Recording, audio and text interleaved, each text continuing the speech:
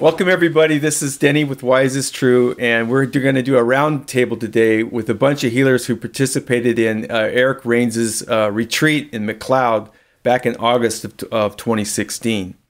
Or 2017 already. Okay, so I'm going to let everyone introduce themselves, and then we're going to get right to it. And I want to thank all you guys for joining me. I really appreciate it. So let's start with Aubrey. Okay. Hi, everyone. My name is Aubrey. I actually wasn't at the retreat that you mentioned, Denny, but I've been working with Eric and Sierra for about 2 years now. And primarily I work with like geomantric stuff, so geography, locations. That's my favorite. All right. And you're in Wisconsin? Yep, I'm in Wisconsin. Okay. All right. And that smoke there is not, your room's not on fire. Nope, it's sage and Palo Okay. Santo. Okay. Allegedly. Yeah. We're sensitive about fire. How about you, Nichole? Hey, so I'm in Louisiana, and I've been doing energetic clearings and psychic work for more than 20 years. Then that's my secret identity. And by day, I'm a writer, and I have been a professor for a while. I have a PhD in English, and I write about language inequality, and especially in education. That's like my big thing. But I'm switching to parenting. So right now I'm writing a book about parenting to raise this next generation for some major change. All right. Okay, Matt. Hi guys, I'm Matthew, live here in Los Angeles. Just doing my thing, intuitive empath, etheric attachment, and entity removal and clearing. Really, really happy to be here with you guys. All right. And Molly?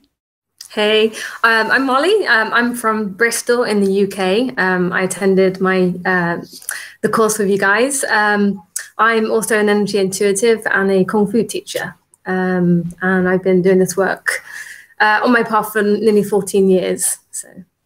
Wow. And Barbara? Hi, I'm Barbara Buck. I am living in Phoenix, Arizona, and I have been a healer in one form or another for about 17 years, going on 18 now. And I'm currently doing etheric implant removals and doing the golden light, using golden light frequency for healing. I also do reconnective healing. I do intuitive development for people who are trying to increase their abilities, and that's pretty much it. Right. Amongst a million other things, but those are my main things right now. All right. And you recently put a post on the Facebook page that Eric Raines has. I think it's called Golden Frequency, Unleashing Natural Humanity Golden Frequency page. I think I can't remember the name of it, but anyway, you had a very interesting post there that got quite a few responses, and the result of that was the idea to do this roundtable. Yeah, I had to revisit it because I have to tell you in this group that everybody, we all work on each other all the time, and we always talk to each other, and we help each other because we all do removals. I think everyone here does it professionally, right? Mm-hmm. Do you guys all do removals professionally? Yeah. Apart from Denny. He advertises for us. So, you don't need to. That's why. So, we're all healers here. And so we share each other. There's a couple of things that I started noticing on people who've been clearing themselves a lot, especially healers who do this kind of professionally, because we work on more people than people who don't. So people who just kind of like clear themselves and things like that. And I started seeing these crystalline structures within healers. Like the clearer people get, they start to become more prevalent. And at first they look like they look like crystalline structures that we create for ourselves, kind of going through the ascension process, and we do create crystalline structures within ourselves. I have some cool stuff on my wrists and my ankles that I can kind of turn on and make do cool things. You guys who've worked with me have felt it before. It feels like kind of the spinning thing as I'm pulling things off of you. So, but I also was noticing that people who are having pain or discomfort in certain areas who do a lot of clearing they had these crystalline structures that were shattered. They were shattered. And then I started to realize that they weren't crystalline structures at all, but they were actually some type of a almost a plasma type implant or silicone implant, whichever you want to call it. I think they're probably the same thing. You guys can agree or disagree with me with that, because I'm not really sure. But yeah, I know Eric calls them silicone, and I've heard other people call them plasma entities.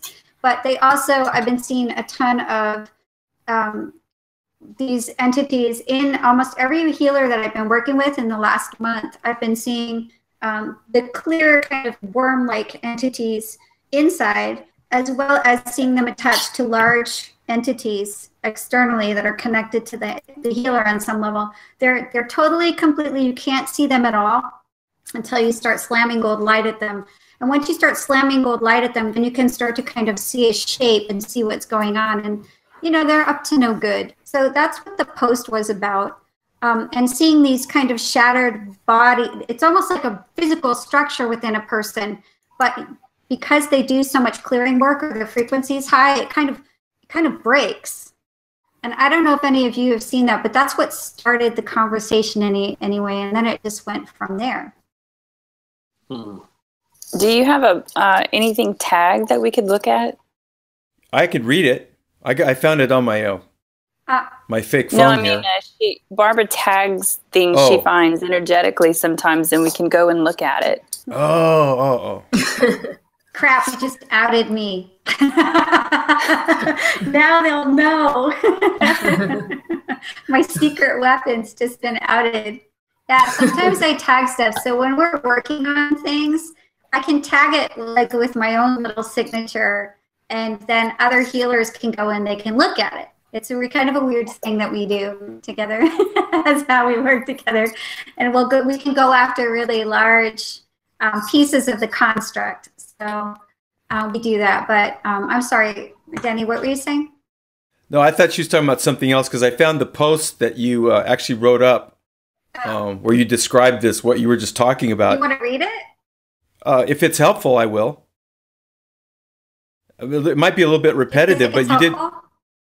Well, let's try it. It's not that long. Hi, guys. I've been having some experiences I feel need to be shared, as I believe they affect all of you. The last couple of weeks, I've been finding corrupted crystalline structures on people. They look very similar to the crystalline structures that we create for ourselves, but the ones that I'm finding are not being created in our best interests. And in all cases, they were implanted against free will. Sometimes they are cracked and shattered in people who actively work with gold light. People with these structures are etherically connected to massive white ships. My first inclination was to be excited because the cavalry was here. But after much discernment, this is just an entirely new level of implantation with the intention of controlling light workers and keeping them from doing their work. Some of us feel called to create shields around ourselves and cloak to protect from this attempt, because it's in the best and highest good to do so, while others don't. I personally am not cloaking, but I haven't been given the reason yet. I'll know why when the time comes, I suppose. My smart part knows best. It's important to be constantly discerning at this time about everything. If you have a normal group of guides, ask anyway, every time you receive information. Don't assume anything, down to the smallest detail. Ask with love, not fear, and you won't get steered wrong. I've also found that the animals of lightworkers are being heavily implanted with not only parasites but technology. Control centers along the spine, cameras, and implantation on the amygdala seem to be the most common. These implants can cause fear, aggression, illness. If you find implants on your pets but aren't comfortable removing them, ask Roman or myself to do it. Removal only takes a few minutes. There is an unprecedented shift in the physical world right now. On December 2nd and 3rd, a massive event was picked up on multiple types of measuring devices like the Schumann resonance meters and equipment that detects changes in the atmosphere. Something intense is happening both above in the atmosphere and below us within the earth. These events are affecting some people in a positive way, while others are experiencing serious stress both physically and emotionally. These changes are going to either lead us into the light or throw us back into the dark age. Our capacity to create is key at this time. So check your fear and focus on what you want the outcome to be. I keep being pulled into an amazing world that I think is either our Earth or in the future, or a dimensional reality very close to our own. I know that it's what waits for humanity, and so I hope to do my part to get us there. We're being called into action. This is not a drill. Use discernment and play your role with joy, love, and forgiveness. Remember to dance, sing, create, and stay connected to this beautiful earth. She's made some extra energy for us to tap into, and that helps immensely. If anyone is receiving guidance about these events, please share it with us. So that was the post that got all this started. I would like to say that I absolutely agree with the sentiments that are being expressed by Barbara. I mean, this is, I think probably everyone else can agree, but this is something that I'm noticing on a daily basis, at least in the work that I'm doing, which in my own weird way feels like I'm in a bit of the trenches down here in the area that I'm at. And honestly, I'm seeing that extreme, the polarization on each end. I believe that, at least in my case so far, I seem to have been shielded from the bulk of a lot of this sort of nasty energy or these, like, quote-unquote attacks on light workers. But I have also felt that I have been pulling off wires off of people, most notably on the arms recently. I've been seeing a lot of wires on arms. I've been feeling a little bit of like a crystalline sort of thing in my back at times. For me, it feels a bit like the sensation of having broken glass inside a bag, and you can kind of feel it kind of like grinding around in there. And that might be what you're talking about, Barbara, but I absolutely agree with you. Yeah.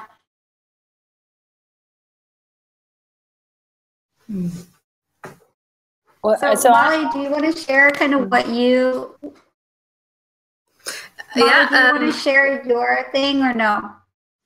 You mean the symptoms I had, or who I've been treating? Yeah, it's up to you. Yeah. Okay, I had, and I still have actually. I've got a. It's like a glass-like pain, physical pain in the tip of the elbow. So I'm still trying to understand what that is. Also, through my history, I've had a lot of stress, and it's and my weak point is my lower back. So that seems to kind of, my tendons kind of seem to pop quite a lot. So that seems to be quite a sore point for me. And as I said to Barbara, because I'm quite savvy now in the here and now, the times that they'll get me is more in my dream time, because they will try and provoke me emotionally with certain scenarios. And then sometimes when you wake up, you're still in that emotional state. So I have to kind of really shake it out and go, woof. And that's why I feel I'm getting quite a lot of implants. It happened actually on the course as well, but they did the same thing. So, and the feeling that I get, it's almost like one morning when I woke up, I got a pain on the left side of the kidney area, and as I got out of bed, my foot literally just dropped because of the pain. It just like this searing pain, and it come and went basically. So yeah, so a case of doing the golden light and kind of honing in to kind of try and clear the energy fields, and probably doing a lot more practice of my own kind of emotion code healing and that kind of thing, because that for me is my weak point. I think that's where they get me. So in terms of the people that I've worked on, I tend to kind of feel in rubs. I don't always necessarily see, but I feel, and I could definitely feel like the worm energy. I felt it before wraps. Although this person was complaining of an ankle issue, that the actual worm I felt was up in the knee and the hip, going around to the lower back. So I had to kind of remove that, and that unfortunately ended up getting attached to me, unbeknown to me, a couple of weeks later. So I had to remove that. Yeah, so I've had some really interesting, bummer. So it's fine though. I got rid of it. It's good. And I've had. I don't know. I could go on with endless things I've seen. Matt, what you said about the wires, I've had that into the neck. I've seen people have it go into the neck, going down the spine, being connected in that way. Definitely going into the head, the implants into the head. I've seen like motherboards in the middle of the brain that I've had to pull out. These are people that are working too much with IT. I've actually even seen, and I guess this may be the vision that they're trying to show me so I can see it. But I actually saw like an iPad on top of somebody's head, and they were totally blocked from higher self. And this person is actually an iPad addict. So I actually kind of saw this thing blocking. So yeah, and I've had a lot of people where they just seem to have a lot of pain in the head and in this kind of area, and I'm having to try and really bring out this work. And I found it hard to try and ascertain where to kind of go in.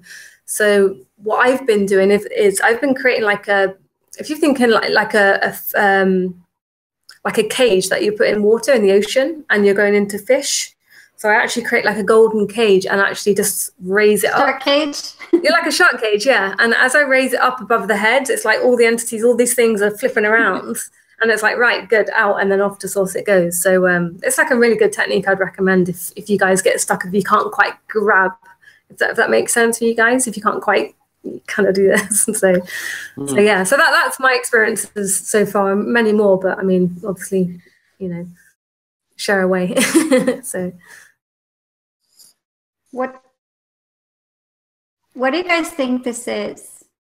What do you think these kind of crystalline structures that we're seeing? What do you think is the end game here? Is it?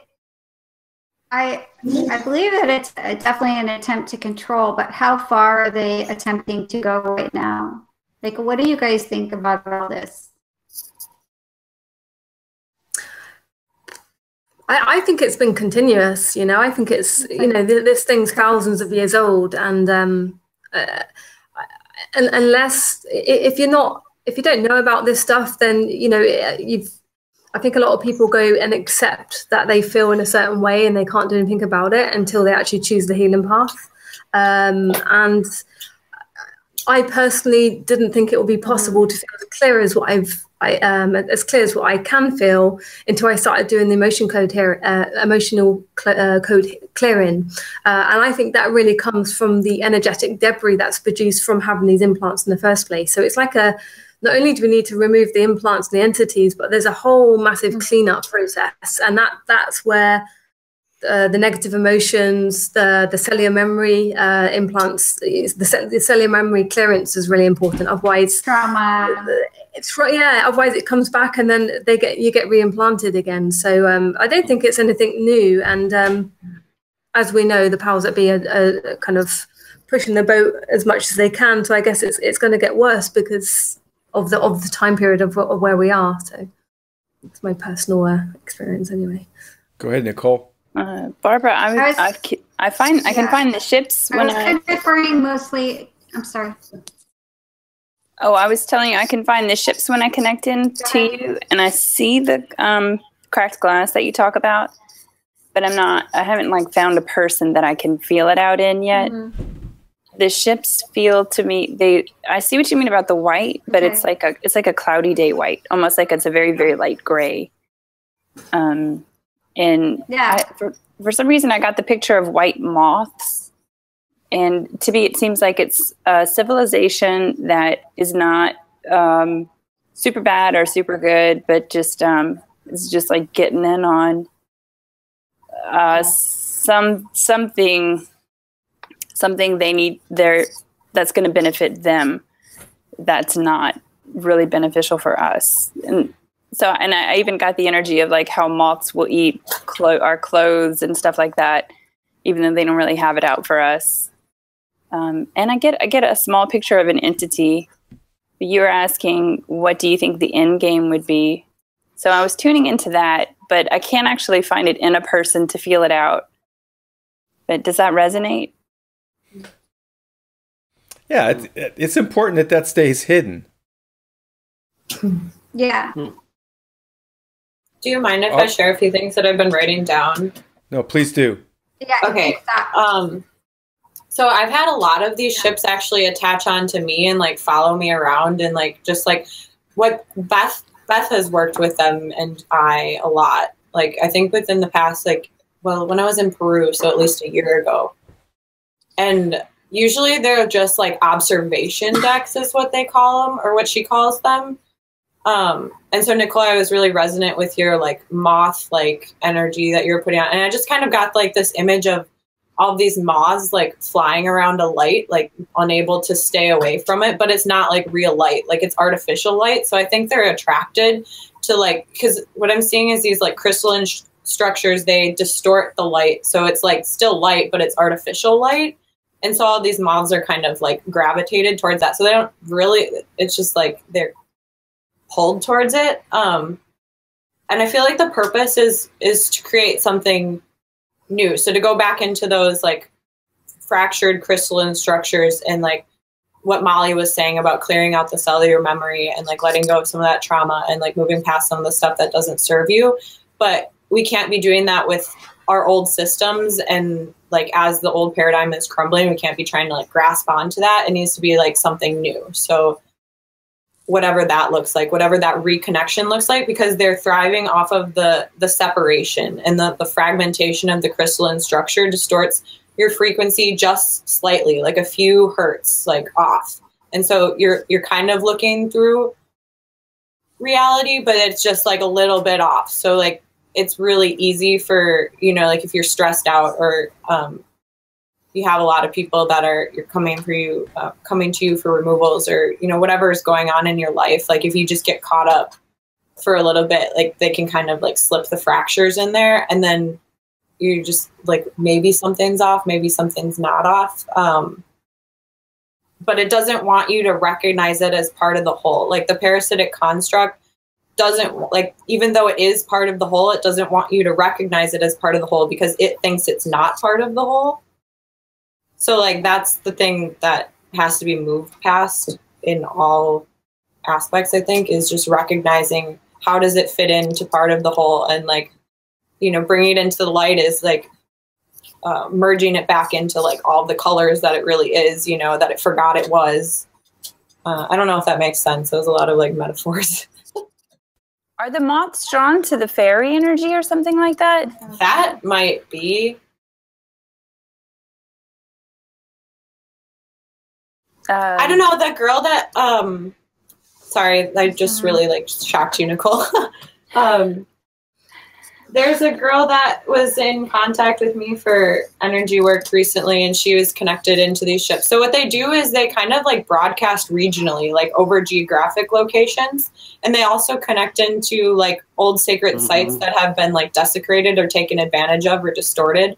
And so like regionally they'll broadcast like frequencies of like pedophilia and satanic energy. And just like, so my hometown is actually like this. I've really been working with my hometown because I think it's a place where they like did secret military experiments and, you know, stuff like that. Like the woods is really creepy and polluted. And I'm just realizing that like there's these somehow like broadcasting devices that, so like a lot of my friends have experienced like really kind of like messed up things in terms of like other people that I've talked to in other towns in my area. Just like, I don't know, joking around with like animal guts when we were in high school, or like just kind of weird, like sexual behavior and stuff. And like, at first I thought like maybe these people, I think I talked to you, Barbara, about this. Maybe these people like all had some sort of like mass sexual trauma, like where they were taken as kids or something like that. But then I realized it was just a frequency being broadcasted over the entire area, kind of like overlaying that energy on. Yeah, so to me it feels like they sort of exist either like in the same frequency or dimension or something like that, if those are even different. Small. As fairies in particular. Like they're all kind of different elementals, but it keeps like, it seems selectively like fairy-like. And it feels, yeah, but like what you're saying, Aubrey, is like they're one shade off. Oh my God, this is so nuts. Okay. I felt stupid about talking about this because I'm like, I don't know if I want to talk about this or not. I think it goes back to what I want about like, for some reason, the first thing I wrote down was that the crystalline, like the fragmentation was self-created, and that like, it didn't want you to recognize that it was self-created in some way. And so like, it kept like masking it. And like something about moths, like one of the, like teachings around moths and like indigenous culture is that they're like masters of disguise kind of, but in a way that's going to constructively like guide you along. Does that make sense? Mm-hmm. Yes. I love that you guys are even talking about moths. I felt like I had one attached on to me a week or so ago. That's wild. Really?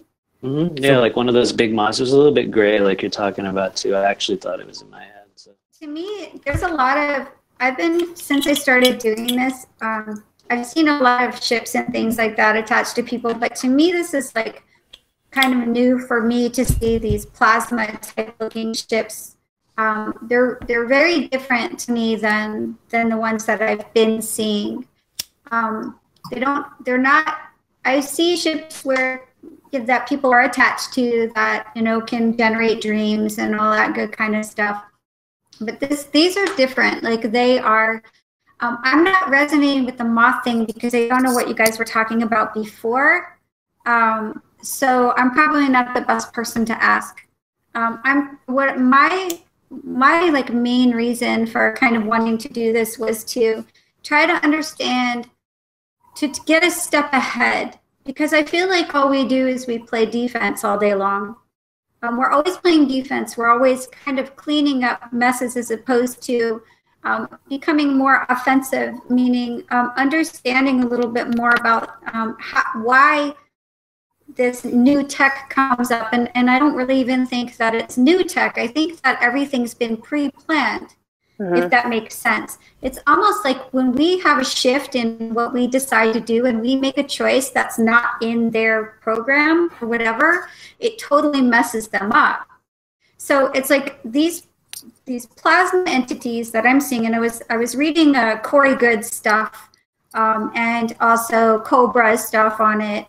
And some of it kind of resonated with me, some of it didn't. I feel like maybe there's a new phenomenon happening that we haven't quite put our finger on yet as far as this stuff goes, and the interference that healers are, that's happening with healers, like really intense interference. It's not just interference with the plasma energies, it's interference with clones.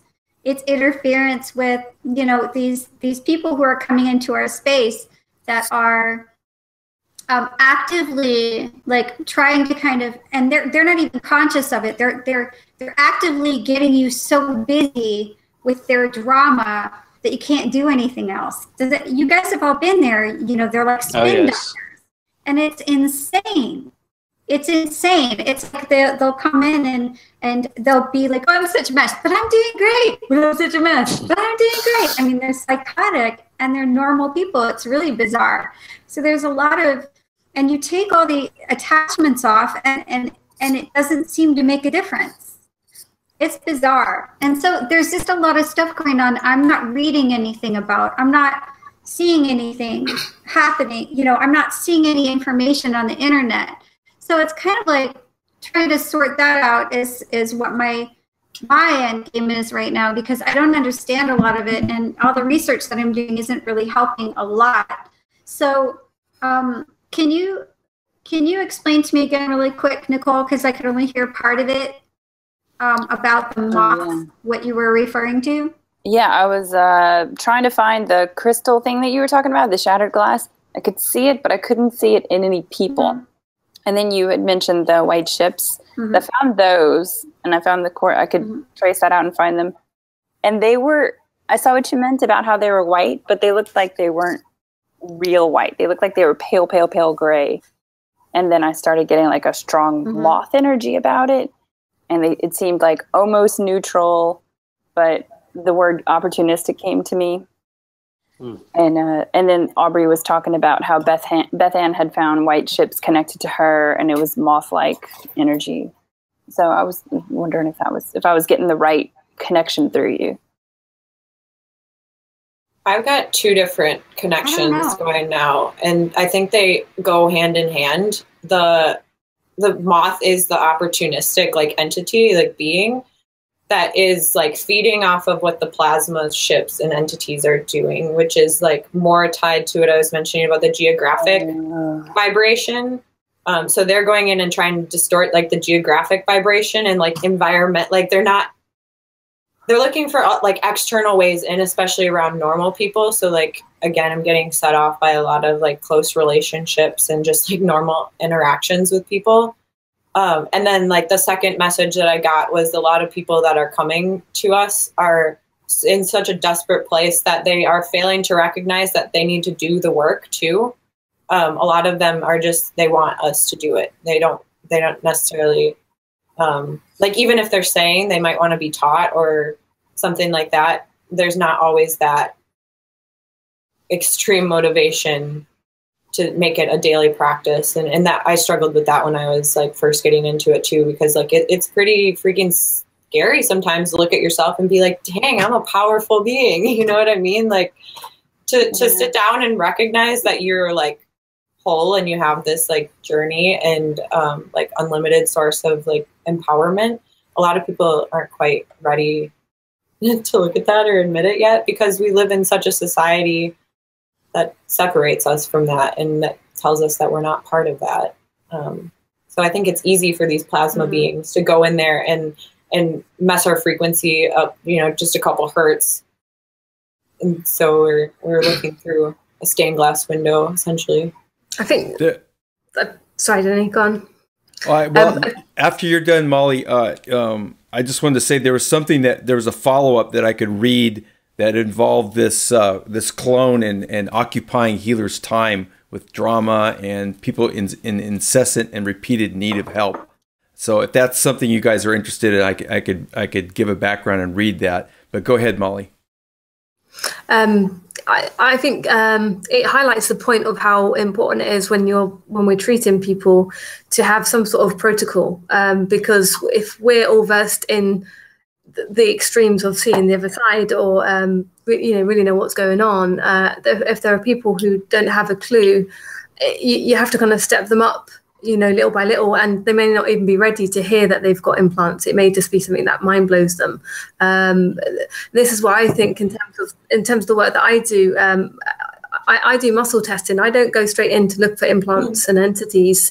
I work, I know you guys do as well, I work with higher self and allow higher self to go in to kind of almost like take noodles out of a noodle soup. Yeah. And it'll just take, so whether that means having to clear the debris from what the implants have actually caused, I feel that's just as equal as important as it is to actually clear the implants and entities themselves to help them find that balance point, essentially. But I also think, though, like Aubrey was saying as well, you do get people extreme. If you look at the yin yang perspective, people are either high or low, and they're bouncing between back and forth. I think these are the extreme people that are being attracted, and it's how true you are to yourself to be able to kind of, I feel, give a treatment to someone to be able to lead them back into that balance, as well as actually removing the implants and things. How well you can express that to get them to find their way into that pathway, into finding it, if they want to truly find it. I always remember when I had a session with Bishar, controversial or not, but one of the things that he said to me was, you'll always attract somebody with something that's always been going on in your life or has been going on in your life, because you're the best teacher to actually be able to guide them through that basis. Also, it can be that there are things in your life that you haven't dealt with, which is why they're coming back into mirror as well. And I know you guys all know that as well, but I think that's an important reminder. And I think that's another way of why people get clients come in. I've seen it time and time again from my own personal experiences. Amazingly, three people with a sore shoulder, in the same week, and it's that kind of law of attraction, is really there. So I think, the big world, the big energetic things, amazing. But I think that there needs to be like these stepping stones created for these people who aren't in this world, in order to help themselves. I think it's invaluable. I mean, I know Barbara does that in the sense of helping people out, but I mean, maybe that needs to be explored more for clients and people that we're helping.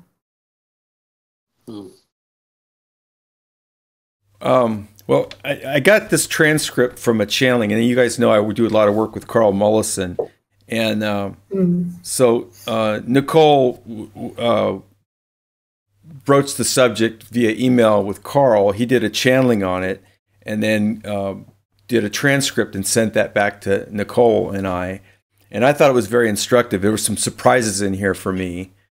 And I can read it if you want, because it does address some of the issues, Barbara, that you brought up about, healers being consumed and having to do a lot of cleanup rather than, and I hope I'm saying this correctly, going back and like getting to the cause. Like if you're always in reactive mode, how can you get to the place where you can stop reacting to all this kind of stuff? So if you want, I'll read it.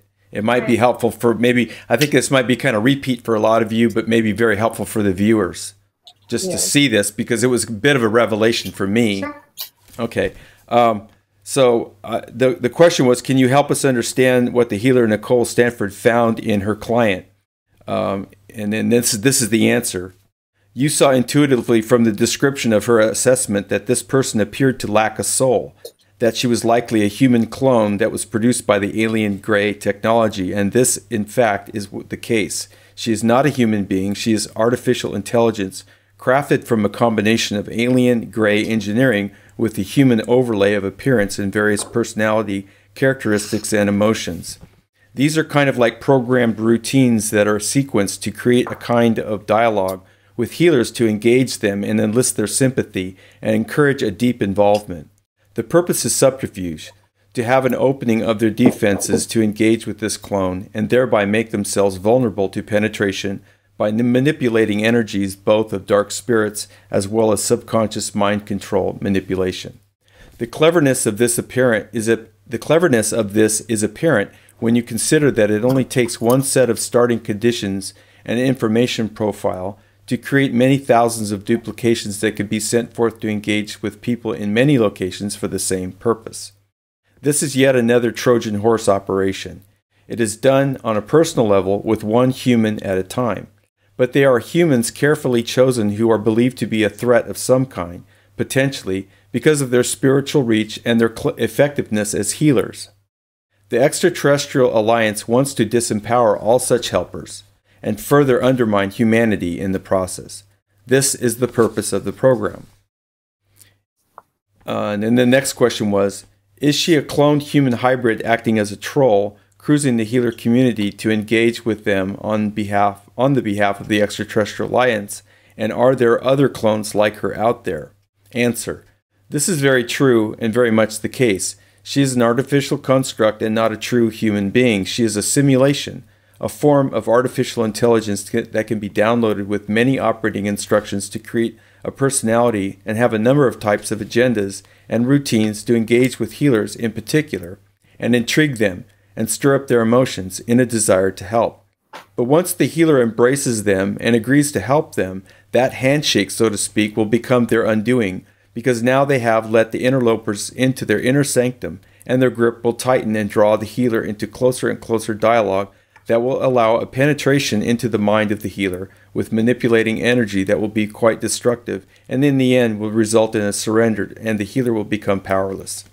This level of corruption will vary from person to person, but can lead to a complete destruction of the individual's mind, because the programming effort can be relentless and unstoppable and will erode a greater and greater portion of the inner reserve.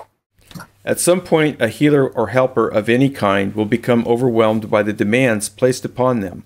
Their very willingness to help makes them vulnerable, and in their desire to serve may end up sacrificing themselves in the process. This is what is desired, to lead at a minimum to a kind of burnout on the part of the healer involved, where they will simply not wish to continue engaging with others who are suffering. And this is a win for the darkness, as it leaves more and more humans without someone to go to who knows how to heal their issues effectively.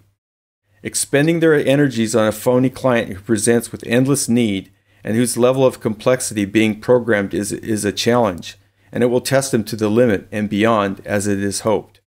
And this will drain the healer at a minimum and lead to overwhelm at some point as a potential worsening of things, and this will have the potential to render the healer ineffectual, and they will leave the arena on their own. This is the goal, and is routinely achieved with this kind of undertaking. It is assisted all along the way by various forms of manipulation external to the healer or to the phony client, but followed from afar by the extraterrestrial psychics, who can supplement with energy targeting the healer to do a maximum damage and alteration to their mind and inner beliefs as well. This has been a highly effective strategy and is used in other settings as well. And then, let's see, I'll just end with this one.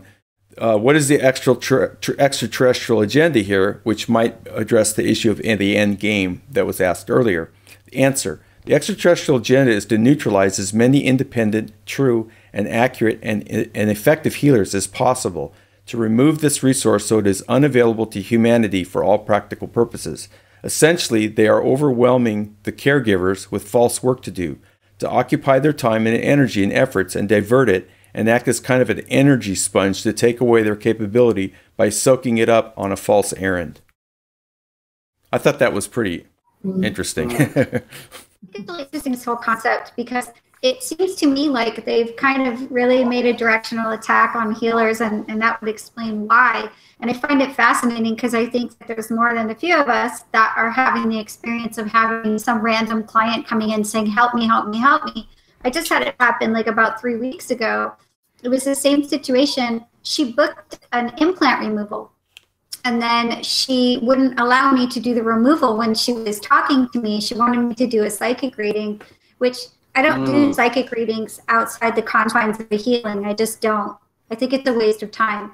But she just like demanded that I do a psychic reading, and I ended up telling her I would give her, I told her I'd give her money back, and she just kept talking at me the whole time. And finally I just said, I just don't think I have what you need.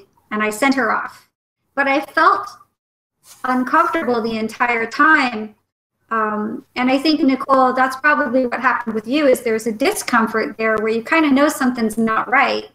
And, I've been a healer for a long time. I have no problem saying, you know what, bye. I can't help you because I don't think you want to be helped. But something else felt very, very wrong about it. And so, Denny, that would explain it a lot. The whole issue of clones is fascinating to me. I know that I have a couple of them out there. I know that I've been cloned. I've seen them, and then as I connected, gotten totally cut off, like a big wall went in front of me so that I couldn't see it anymore. While I was trying to do healing work to pull soul shards back, because they have not just it's like they have my DNA. Does that make sense? Mm-hmm. Yes. Yeah. Oh yeah. So there's all this stuff around that. There's this big, larger picture that I wish that we could get ahead of a little bit, and integrate all of this information, whether it's with the plasma entities that are all of a sudden becoming really prevalent, whereas before, they were showing up. You'd see them every once in a while, but now it's like that's all I'm seeing. It's really bizarre. I'm seeing them like everywhere, and I'm seeing really, really, really large ones. But then when I read about it on the internet, it's kind of like a different story from what I'm seeing. So it's confusing to me, and I want us to all start being on the same page. I want us to all start sharing information with each other, and especially healers, because we are seriously getting under hardcore attack right now. My business is under attack. Roman's business is under attack. And it seems like the brighter you get, the more intense it gets, and it's getting really challenging. That's how you know you're doing something right, Barbara. Aubrey, go ahead, please. You raised your hand. Yeah. So the main message that I keep getting is that there's continuously going to be distractions, like no matter what time period we're in, I think, that encourage us not to create things. Like the creative energy is so important to healing. I think that is like healing energy. I think that, so what I've been focusing on is holding space for creation and holding space for people to be able to create, and just like doing the creating, so people are inspired to then go like find their own form of creation and work with that. And also creative energy is sexual energy too. So like this whole frequency broadcasting with the plasma entities or the silicon entities, whatever you want to call them, that's slightly distorting the way people look at sexual energy too, which is, and that relates back to the land and how connected people are to the seasons and to death, like how they have a relationship with death and rebirth and all of that. but these people, I didn't quite resonate with the soulless human for some reason. Like, it just doesn't seem right to me to say that there's these people that are walking around without souls. And what I think about those people, I sent Nichole that article about the organic portals. What I think about that is that just if people become so disconnected, it's like dissociative in their spirits. Like, if there's not conditions for life in the body, the spirit will leave. And like, you can see this a lot of the time with like anxious people. Their soul is kind of like hanging out above their body and they're not feeling embodied. This happens with transgender people who have like a loss of humanization, like sense of humanity. People who have like a loss of identity too. This happens a lot with like sexual assault, which has happened to most of the population. And so what I'm really trying to focus on is like bringing the environment back online and creating the conditions for life, like within the environment. And I seem to like experience a lot less interference when working with environments, or like Roman helped me out with the pet thing, like working with pets and like how they interact with my parents and my family, and like working on these like things that are literally around us, like affecting our frequency. I don't really experience the like the attacking of my business kind of stuff. Like, I have issues and quarrels with like individuals sometimes, but I usually find ways to work them out. I don't really experience that in the same way, I guess. And I've always been kind of like baffled by that, but I think I'm not going in shifting like people per se. Like, I'm shifting my environment and creating in my environment. And that seems to hold space for other people to do the same, if that makes sense. But all of these things just seem like distractions from doing that. So like the clones, like I know they exist because when you healed that clone trauma within myself, like I was like, it was like I'd been living in a completely different reality and attached to that. And once I was aware of it and could go in there and heal it, I could then like see all of my other clones and like all of my other realities. And there's a lot of really awesome ones too that I can pull from. So I'm not saying that the clone thing or that the plasma entities aren't really intense and aren't working to distort reality. Like, they're definitely there and they're definitely affecting all of us. I guess I just see it as a distraction. So I kind of like treat it as such in a way. Nichole, what are you thinking? Mm-hmm. So it wasn't like I was working with her and she was being difficult or anything like that. It was just like every time I would try to find her soul, I would trace back to this group of grays that were controlling her body. Oh yeah. So what can happen is these people, like these energies, I got that. Can take it over. I know. I caught that from what you said. Yeah. So then I went to find the original soul because I thought maybe she's a walkout that never got walked back in, right? Yeah. So I looked to find if there was a new walk-in who was supposed to come in. Couldn't find it. I just kept coming back to the authority of the grays. Okay. Barbara can't hear me. Yeah. Go ahead. Go ahead, Nichole. Okay. So then I tried to find the old soul, the last soul, and what I found was a gray I got the image of a young gray. Not that the gray was young, but that the gray had been in her since she was a child. So, I didn't find me. So then whenever I talked to Barbara about it, she found an original soul, and I found it too, and I worked with it for a while. But then I started feeling like this is actually, I'm working with a clone of that original person. So, yeah. Yeah. So, and I just pushed into the energy to see how far I could go. And I saw that I wouldn't be able to get past a certain point because this clone was so owned by the grays. And then I went to that original soul and checked to see if I should work on that. Because I was like exploring the ethics of it. I was like, well, maybe I should work on that original soul. And I pushed into that and I saw that she had her own group of healers and that whatever I would do wouldn't be as effective. And it just wasn't something she was asking for from me.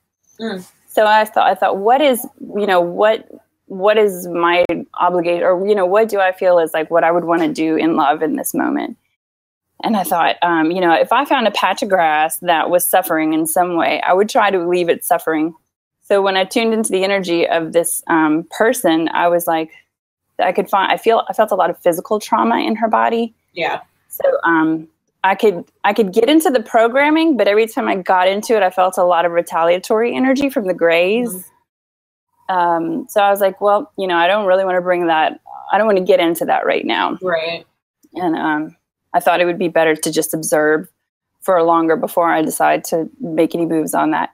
But I just decided to go forward with a couple more sessions where I was just removing physical trauma from the body.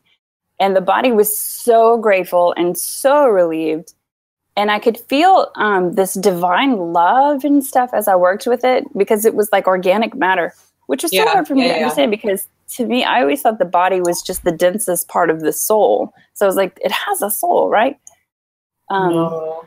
But then I thought, people, they're making like cloned meat now that doesn't have, it probably has some sort of consciousness, but maybe not really a soul. Well, for me, I don't know, like with me and my walkout experience, I've like come to view the body as something that I work with, but that is also alive. And so like, that's where, like a lot of like trauma, I don't know how to explain it. It's really hard to like explain the walkout thing for myself. Like, just because like I didn't quite recognize when it happened, as opposed to like some other experiences of walkouts that I've understood. But that's what I got from this person that you were talking about too. It's like, she was kind of there and then like walked out, and like whatever had come in, it was like using her body like to distract healers. So like the thing that Denny was talking about, I don't remember what that excerpt was from, but what he was talking about really resonated. From a channeling with Creator by Carl Mollison. Okay, about that client in particular. Yeah, that part really resonated. I felt like I did the extent of what I could do, and she would ask me to go into the programming, because I told her I saw a lot of unconscious programming around her, and there was just a lot, and I was like, I just can't. I don't feel comfortable going into that. So I worked with her body a lot, and it was, for me, it was one. Like I said, I could feel that loving thing, but I didn't feel a creator energy about her. It was like a copy and paste energy. The creator spark that you feel. Yeah. With humans. Anyway, you worked with her a little bit too, so I'd love to hear what you thought. But before we go that direction, I just wanted to ask Barbara if we were done looking at the ships and stuff, because we didn't really finish that. Done looking at the ships. Well, you know what? I think we should just let it go kind of organically how it's going. Don't you think? I think you guys are on something, so let's just go with what you guys are talking about. How's that sound? Okay, so I worked with I picked up the request quite late at night, and I think I only worked for a couple of hours, about an hour and a half, and the way I worked was I was picking up a lot of fear programming, a lot of localized pain. I don't normally try and remember it, because my process is I remove, but I don't want to remember. It's kind of in the here and now. So, but from memory, from what I'm trying to recall, it was fear of letting go of old self, localized pain, abandonment was a major, actually, and that comes up quite a lot anyway. Emotional block of abandonment, and that actually went back through her ancestral line as well. So there was a big thing there. And that would kind of make sense if you think about the energetic vampire, because if you feel that abandoned, you're not connected, and on such a strong level, then you're going to be grasping for that kind of input from say healers. So and again, I was shifting some energy around. Things were moving, then they were coming back. And it was interesting. It was continuous, but it was definitely. Yeah, it did feel kind of non-organic, if that makes sense. It did feel. How did it feel? It felt relentless in terms of saying no, it's come back, but in a very kind of calm and continuous way from it. It just kept going and going and going. I think, she would have gone continually, for hours and hours. And she seemed quite kind of okay to do that, from just what I was feeling from her. So that's a little experience I had. So I don't know if that makes sense in terms of what you were working with her on, Nichole. Yeah, the refresh thing, definitely, just as soon as you do one thing, I tried crazy things. I wrapped her whole energy in gold light and passed the whole thing through source. I was like, I don't even know if that's okay to do. And I wasn't sure what she was. And I was like, I don't want a body to drop dead somewhere. So I was really concerned about ethics. But I set up a bunch of parameters before I did it. I was like, only negative stuff can be removed and stuff like that. And it's like, she came out clean and then auto-populated again. And she just kept, and the energy just kept feeling like a bot. Like I was dealing with a fake Facebook profile. Yeah. So anyway, ethics program. Well, I wasn't sure if she really had a body or not, or if she was just a bot in a computer. And I thought, if there is a body somewhere, I don't want to cut off its silver thread or something, I don't think that's possible. Yeah, I was just gonna say I don't think so either. I don't think that's possible. If you're using source energy, which you are, if you're using gold light energy, you can just go flailing into the central sun because it's creative energy, it's source energy, and it's only ever going to work in your best and highest good.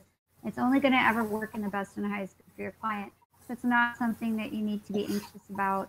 And I know that you've been doing tons of work for a long time with this stuff, but when it comes to the energy stuff, that's something you need to know. You can't. Well, I knew that, but I thought, what if highest good is to cut off her consciousness or something? I don't think you can. I haven't done. I've been doing this a long time, and I don't think you can. So great. Do you know what I mean? Okay.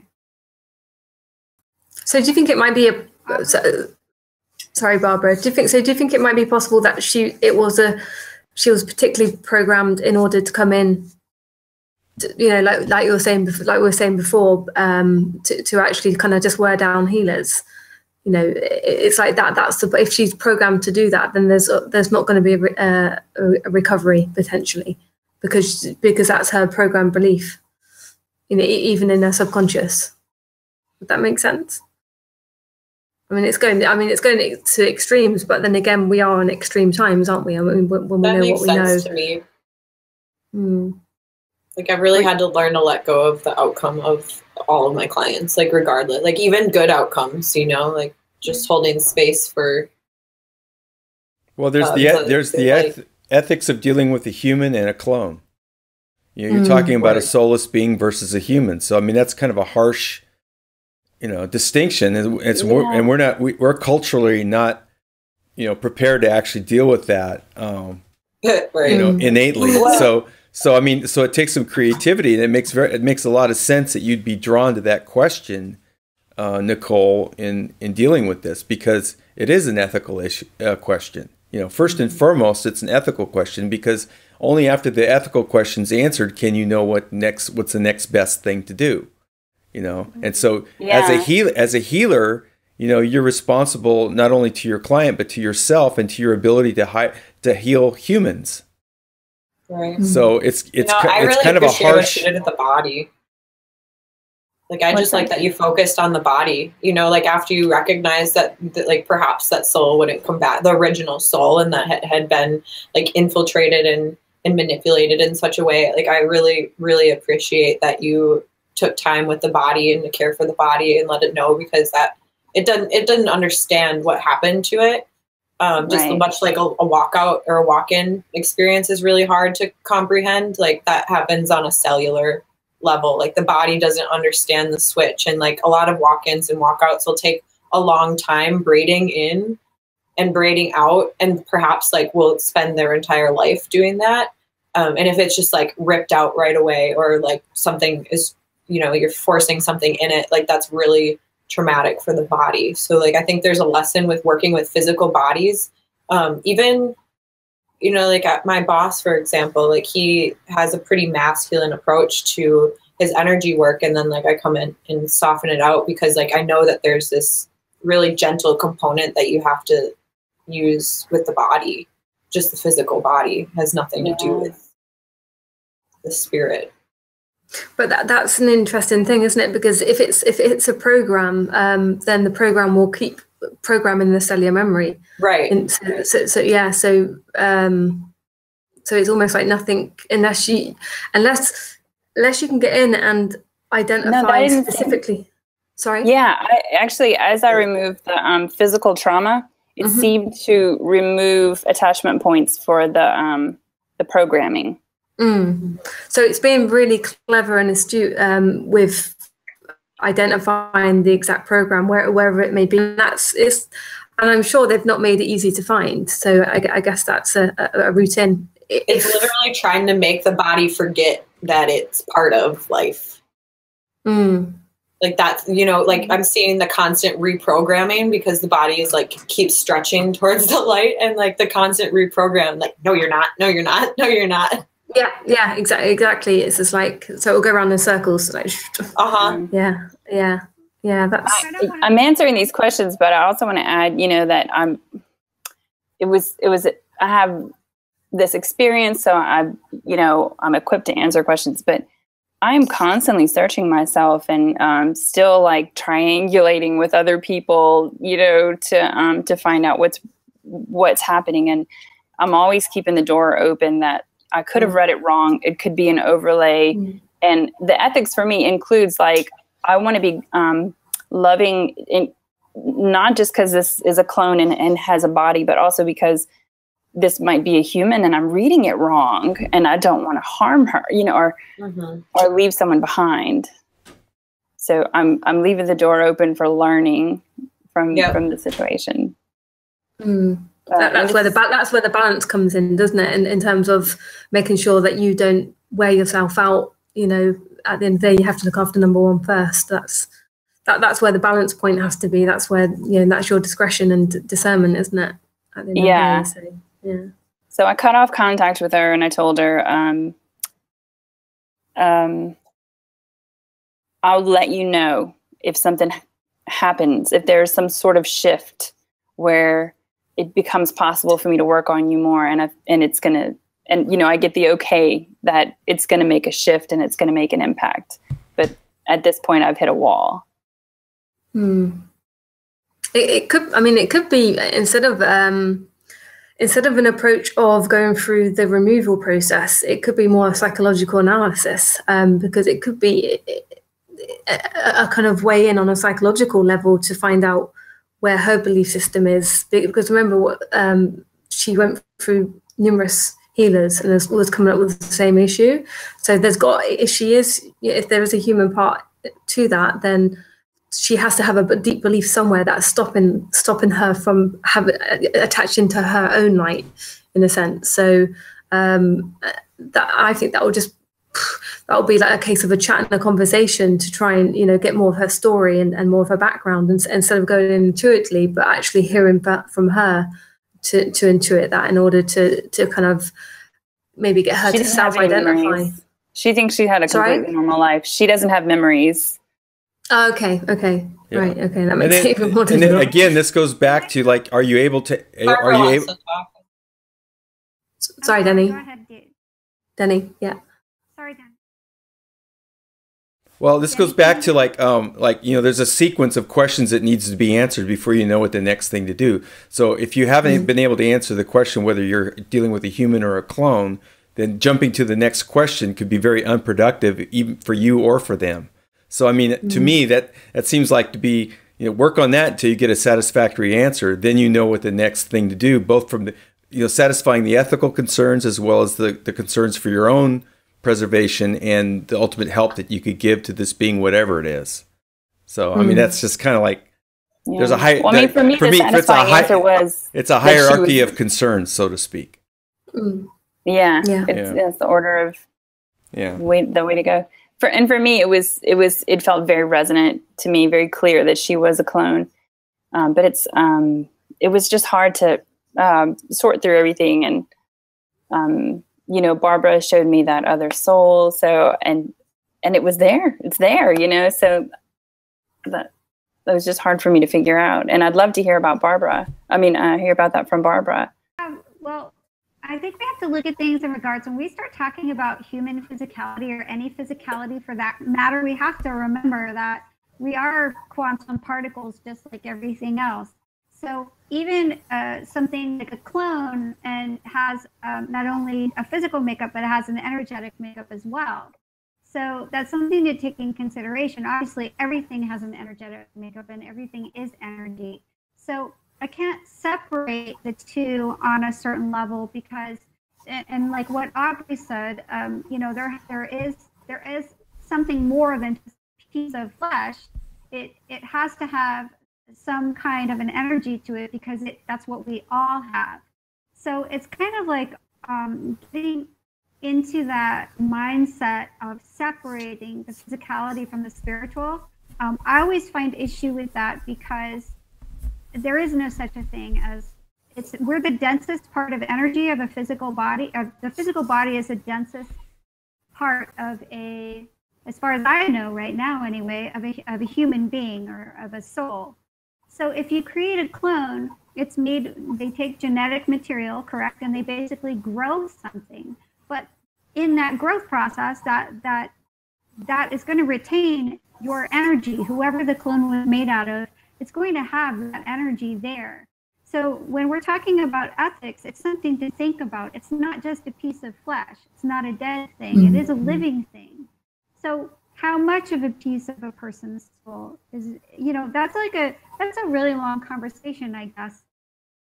If you want to talk about like DNA and genetics and all that kind of stuff, I could talk about that all day because I think you have to take it into consideration if you're talking about ethics.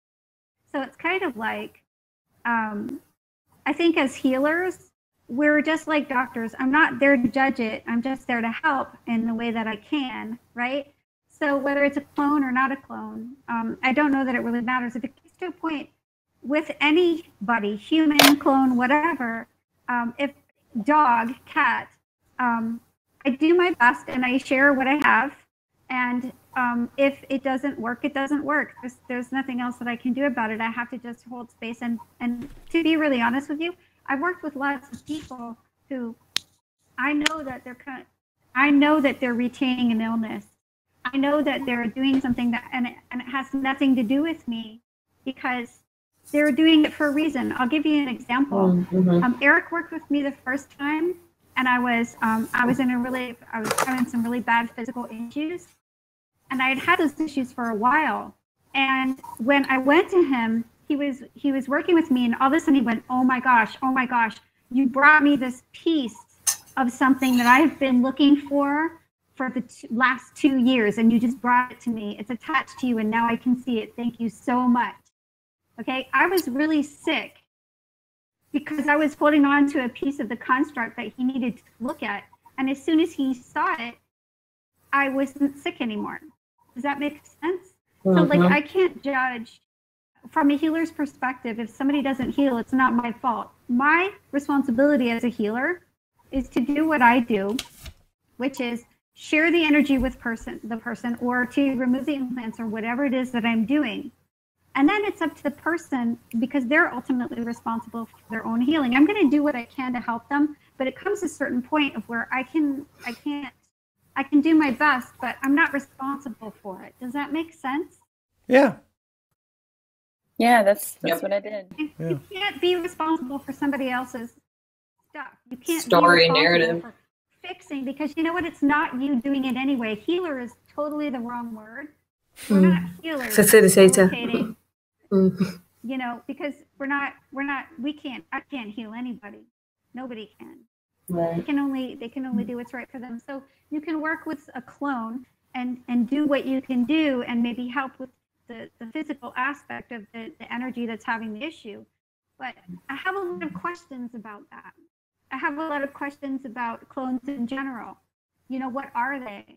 I know what they are, intellectually I understand them, but I don't know. Yeah, I think there's a lot of unanswered questions around that whole thing, and it bleeds into what you were saying, what they are, and it also bleeds into the ethical issue, you know, because part of the ethical question is also being able to answer, well, what are they, you know, and what, you know, our conceptions of it could be quite erroneous, you know, we could get some of it right, some of it's wrong, and it's gonna. So I mean, keeping those questions alive is, I think, very helpful. This MAPSSP thing. And all the interviews I've done with those people who've come out, and it's fascinating, but it's still a very unexplored area for healers, for, you know, all the different disciplines out there. The whole cloning thing is still enigmatic, you know, and so yeah, so I'm interested in it, because especially if you get evidence like we have in this case, where, you know, they have been created and perhaps purposed expressly to consume healers, you know, to busy them in unproductive areas and prevent them from helping humanity. So to me, that's a pretty important message, and it deserves our attention. You know, it deserves some scrutiny. So, you know, that's kind of where I'm coming from. Definitely. I agree. and I also agree that, and I know that they affect people. I know that I had clones that were heavily implanted, but that were connected to me on some level. So instead of, when they couldn't implant me anymore on that level with a heavy infestation, they would implant clone, and it was actually affecting me until I was able to kind of separate myself, the part of myself that was with that clone. And that's where the confusion comes in for me. I know what I experienced. I know that I have had issues. When you were doing Will's interview and his experiences, I have a very similar types of situations that happened with me, and believe I might have been a child who was involved with those types of programs.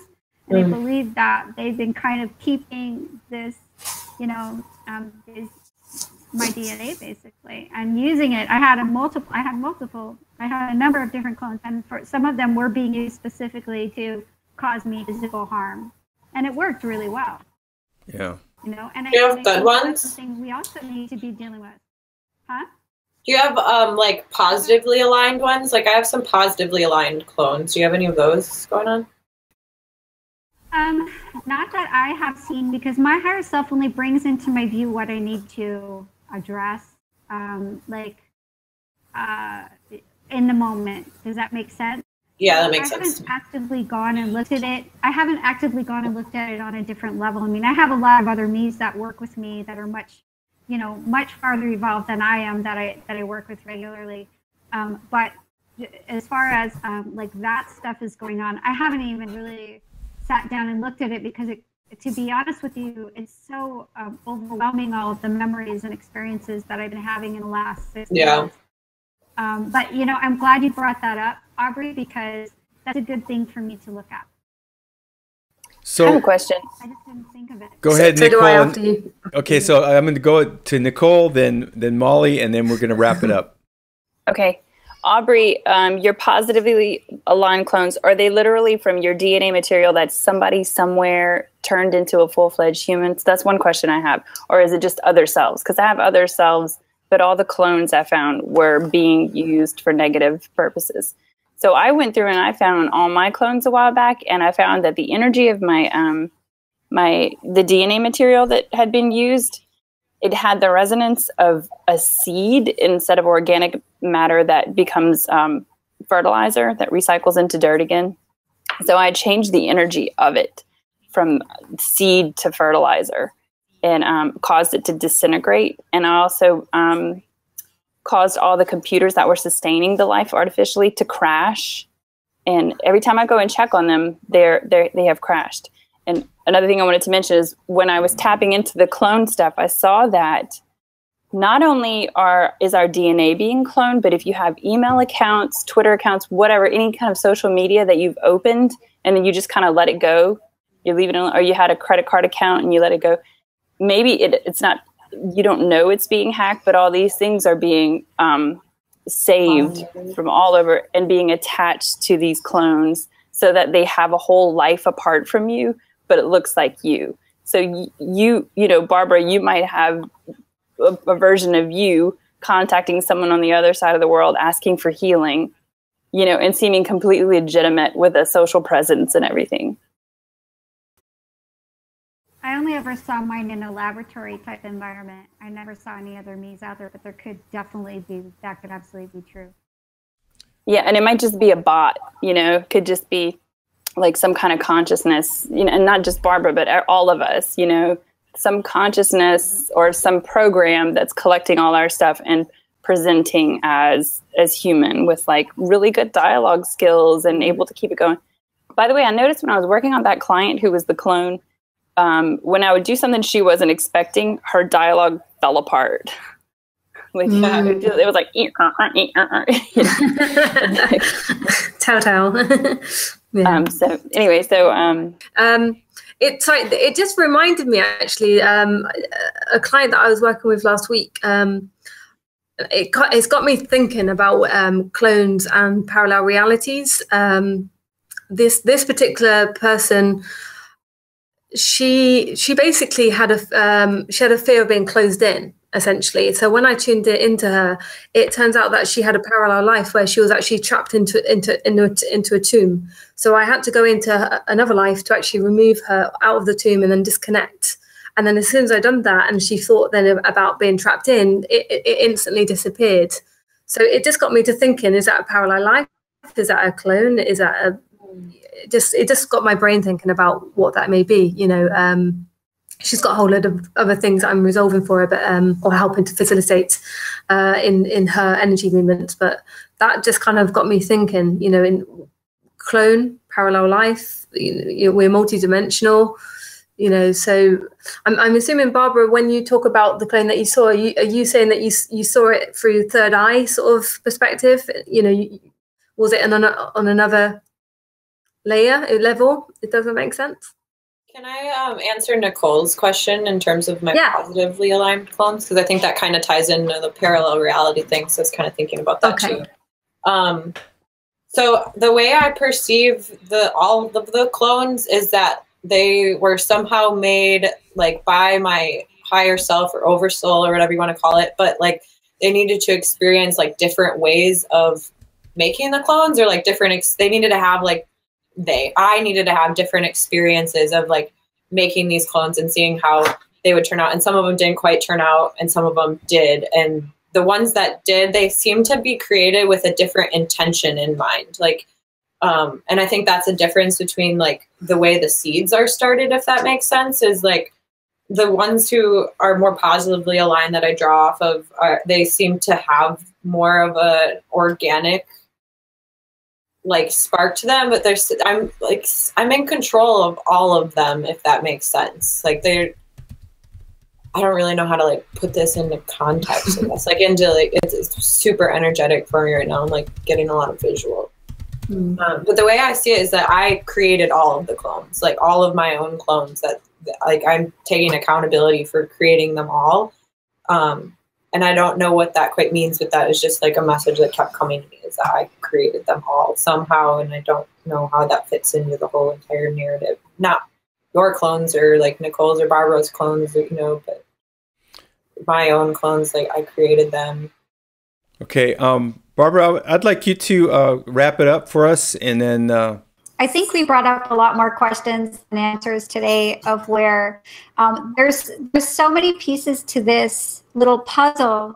And again, for me, I really want to get ahead of all of this. And I know that everybody says, well, it's just not possible, but I disagree. I think that my guidance, as far as like my connection to source energy and source information, leads me to believe that all of this has been preordained, meaning it's almost like a computer program that can only